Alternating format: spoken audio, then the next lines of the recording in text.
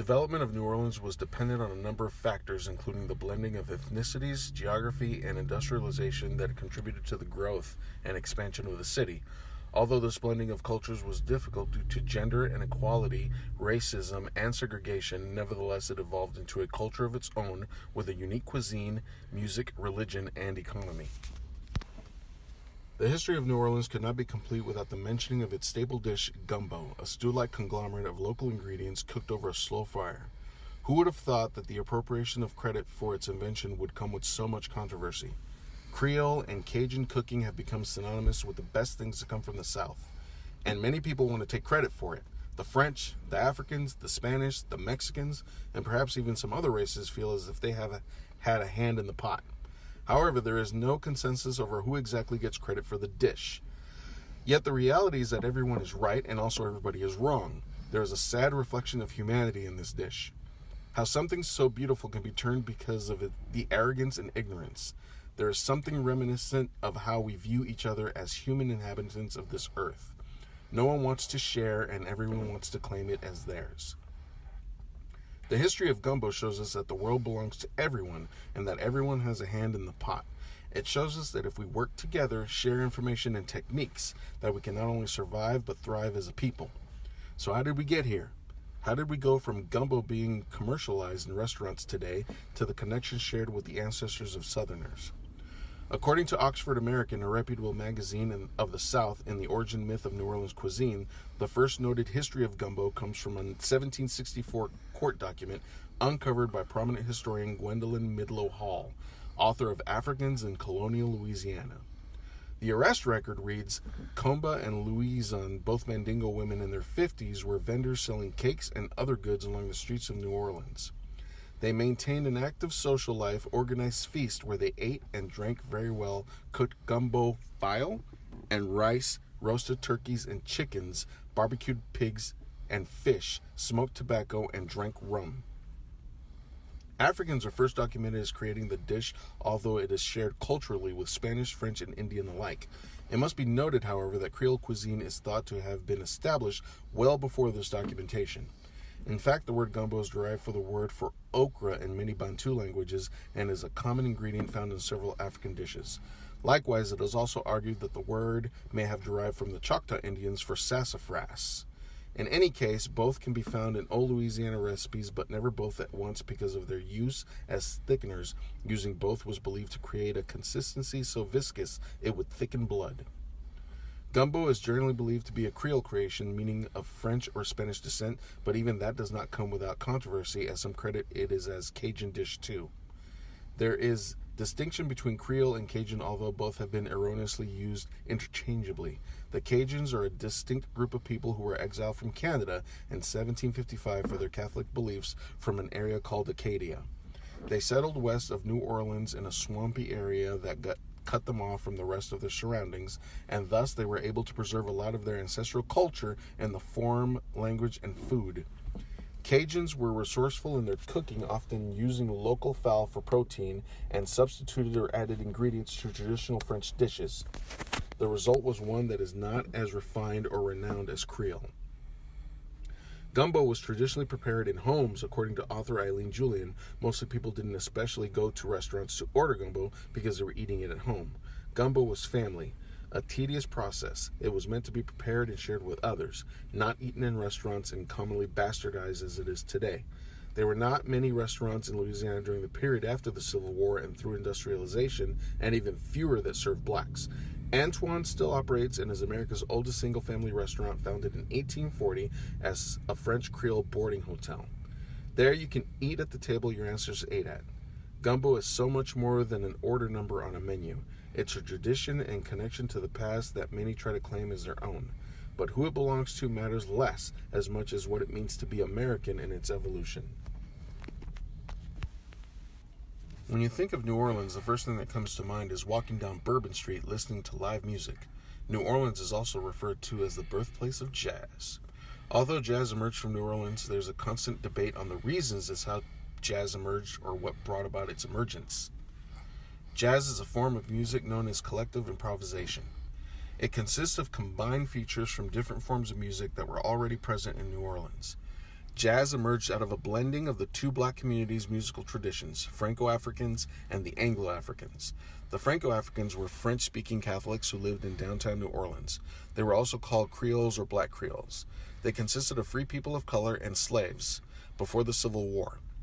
After the war, they were descendants who preserved their language, religion, and musical traditions that consisted of a combination of French, African, and Caribbean elements. On the other hand, Anglo-Africans were English-speaking Protestants who lived in uptown New Orleans. Before the Civil War, they consisted of slaves that were brought into New Orleans by Americans after the purchase. They also had some free people of color. One of the arguments is that jazz emerged out of a necessity brought about by Jim Crow laws that left the black community without jobs.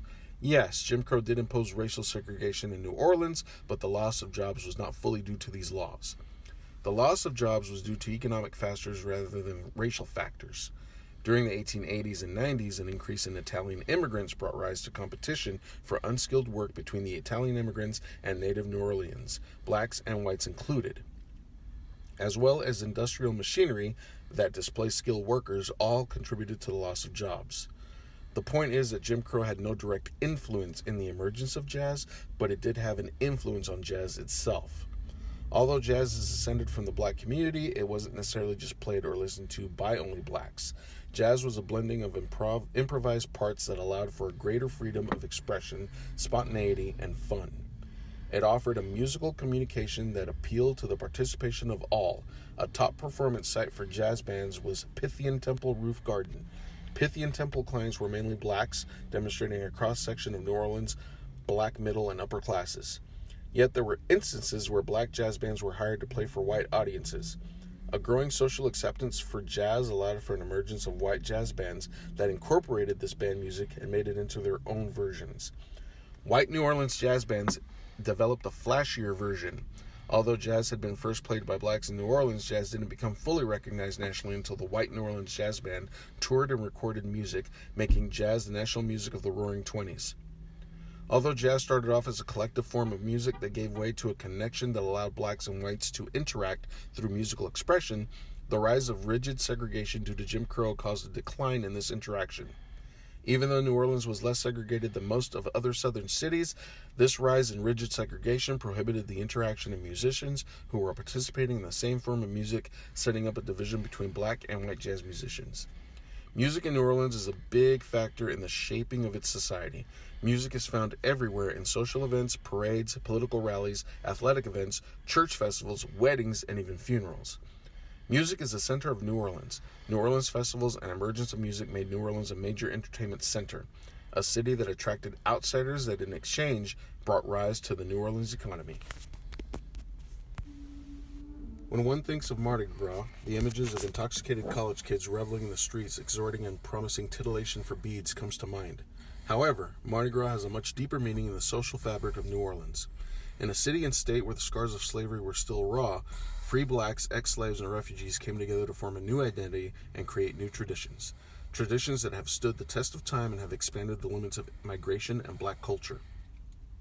John Sinclair, writer for a local New Orleans magazine, states that the first known tribe of Mardi Gras Indians was started in 1880 by Basat Baptiste, a six-word Creole of African-American, French, and Choctaw heritage. In fact, Baptiste drew on his Choctaw background to form his tribe known as the original Creole Wild West. They would wear feathered hairdresses, dance, and chant reminiscent of the Plains Indians. Apparently, members of other tribes like the Black Eagles, Wild Magnolias, and the Golden Eagles also took satisfaction in claiming Native American heritage. Still, it seemed that the rise of the Mardi Gras Indians owed as much to U.S. public amusement culture than simply acting out Indian heritage.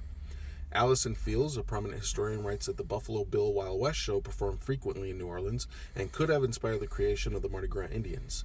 During the show, when the Plains Indians went to war with the cowboys, the black people in the audience would cheer for the Indians, showing solidarity with another group of marginalized people. The post-Reconstruction era was a period of racist tyranny and relentless racial terror, so it was empowering for the black people of New Orleans to create something beautiful in a world of ugliness. Yet that didn't mean there wasn't division within the tribes. According to Fields, there was already division between uptown blacks, or those descended from Virginia or Saint Domingue in Haiti, and downtown blacks, or those that descended from slaves from the Senegal River Basin. Mardi Gras Indians would carry out acts of violence against rival tribes for supremacy. Fortunately, over time, this shifted from bodily violence to competition through creativity. The costuming based on the Plains Indians continued to be the bonding element, but the tribes turned to sharpening distinctive styles of song, dance, and dress, and paraded in a carefully choreographed performance. But even now, this history is being erased. Elizabeth Levitt, an art historian at Tulane University, writes about a portrait of Winnie Davis as the Mardi Gras Queen of Cumis and its privileged position at the Confederate Memorial Hall in New Orleans. Davis was the daughter of Confederate President Jefferson Davis, and according to Levitt, gives people a glimpse of imagined white Southern royalty. Through contacts with indigenous people and digging into their own cultural heritage, or at least what hadn't been lost through slavery, blacks in New Orleans fashioned a new identity and a new sense of belonging in a country that still othered and terrorized them. Even though it wasn't without strife, the Mardi Gras Indians showed what happens when people unite as a whole and create a new public space where space had been restricted by racist laws. When we think of New Orleans, one of the first things to pop into our minds is voodoo, the taboo religion full of curses and voodoo dolls. But what do we know about this religion and the fact it played an important part of New Orleans history? The original religion that voodoo came out of was known as Yoruba. It was the prominent black religion in Louisiana and brought over from slaves with found roots from Benin. During the Jim Crow era is when voodoo began to receive a negative connotation due to it being a black religion. It was seen as inferior and criminal. One of the interesting aspects of voodoo is the fact that it was a completely matriarchal society. Voodoo priestesses and queens held absolute power. That was unusual because almost all aspects of society during the late 19th and early 20th century were patriarchal. During the rise of the Great Depression, voodoo temples also helped clients find jobs and were focused on individual and institutional economic growth. Voodoo was just the sensationalized part of New Orleans religion. Christian religion were a large part of New Orleans history and the society in which they functioned. Nowhere were these links between church and society more conspicuous than in the racially and religiously complex city of New Orleans. A major religion in the South was Methodist Episcopal churches. Many of these churches were integrated and against segregation and believed that they were a defense against segregation. These interracial churches fought hard against the battle to segregate ME churches. They even sent delegates in 1867 to the Constitutional Convention to mandate equal accommodations in public places and guaranteed political participation. These churches played an important role in fostering important moments of interracial cooperation that ran counter to the predominant separatist tendencies. Religion and voodoo helped shape societies in New Orleans to help one another out and to help in the fight to end Jim Crowism that ran rampant in Louisiana. Voodoo also gave women a place where they were in charge and could finally have a voice. Many women during this era were starting to get heavily involved in the church, especially the Methodist Church. They created parsonages as well as talking about issues such as the factory problem, which got a discussion about the issues of child labor started. They also started to address the need for urban ministries to help the poor in the cities and open churches within the city. In creating these parsonages and addressing social issues, women began to see a shift in how they were viewed. From originally being pastors' helpers to now being recognized as leaders of these movements. Of course, it still had to be under the guise of it being homework because women still were stuck in the role of being housewives. The women also had an organization called MECS. This organization was known for its tolerance, open-mindedness, and lack of class consciousness. This was a major shift considering the fact that during this era of segregation, most people only saw things in terms of class and race. These women were openly opposed to the segregation of churches. Now that is the story of white women in New Orleans, black women faced a much different life in the height of Jim Crowism. Black women had to be careful where they went or which streets they went down. This created a geography of insults that laid bare black girls in their navigation of Jim Crow spaces in New Orleans. A glaring example of this is the story of Hattie McRae. She was shot and killed after denying the sexual advances of a white police officer. The white media tried to put the blame on McRae, saying she had a knife and discussing her as if she was nothing but a body. The black media, on the other hand, made a point of her respectability and the savagery of the individual white man. The trial ended in a death sentence for the police officer, which was extremely rare for the South, and it looked like black women had won a single victory. Unfortunately, in a retrial 2 years later, the officer pleaded insanity and was moved to a mental institution. With this sentencing, they effectively silenced violence against black women and restored Jim Crow. Black and white women had very different experiences during this time. White women were leaders for creating parsonages and fighting segregation within the Methodist churches, and yet on the flip side, black women still struggled against violence and Jim Crow laws every single day. The cultural strides of New Orleans would not have been possible if the economic success of the port city had not occurred. Located on the Gulf Coast, New Orleans specialized in the exportation of commodity goods from Louisiana and many other inland states of the United States. Louisiana's most important products were sugar and cotton, which found its way to the docks of New Orleans to be shipped to a worldwide market. The river was a crucial part of the economy and continued to play a role, albeit much less impactful than in its historical past, when the railways were strategically placed following the Mississippi River. This establishment of rail lines paralleling the Mississippi River dramatically diminished the old steamboat business in the postbellum era. Unlike other states in the South, New Orleans was strategically located at a seaport where beneficiaries of the favoritism of the railroad basing point rate system sprang vigorously into life.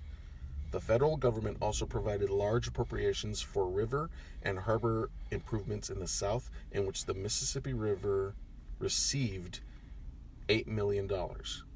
Despite the financial assistance and growing relevance in cotton and sugar handling, New Orleans was not erecting new buildings or repairing its old ones. Despite the staggering in the structural foundations of New Orleans, the economic growth it underwent was highly due to its railways and location as a seaport. The railway decreased travel time of commodity goods by 3 to 4 days, which allowed the growth in the economy of New Orleans to occur. Between 1880 and 1900, exports from the southern states increased, where the greatest gain belonged to Gulf ports like New Orleans, where they increased their rate of exports by 147.7%. New Orleans was second only to New York in this time. Rural work in Louisiana was based on the growth and distribution of cotton and sugar. The work was also fairly seasonal in waterfronts where the summertime was particularly bad. Along the Mississippi River, there were approximately 26 cotton presses that were beneficial for planters who used the steamboat services of the Mississippi River. Once all the products arrived to the urban center of New Orleans, large numbers of laborers and unskilled workers made up the transportation and commercial workforce. Many of the unskilled laborers handled the unloading and transportation of commodity goods that arrived in New Orleans. Slightly better work belonged to scalemen who handled weighing and weighing cotton. One of the best occupations went to cotton classers, who were a relatively small group and highly paid. They sorted and graded cotton by its color, cleanliness, and fiber length. Workers in New Orleans were both black and white laborers and had managed to form unions that were not racially divided. They worked together to ensure better working conditions and formed the Cotton Men's Council in the late 1880s, which shifted the power towards workers. New Orleans served as a transshipment center for the agricultural goods of Louisiana and much of the lower Mississippi Valley. Sugar, molasses, tobacco, lumber, and timber products, rice, cottonseed, oil and cakes, oil products, and, most important, cotton passed through the port. Without this trade, the city would actually have no industry to support its population.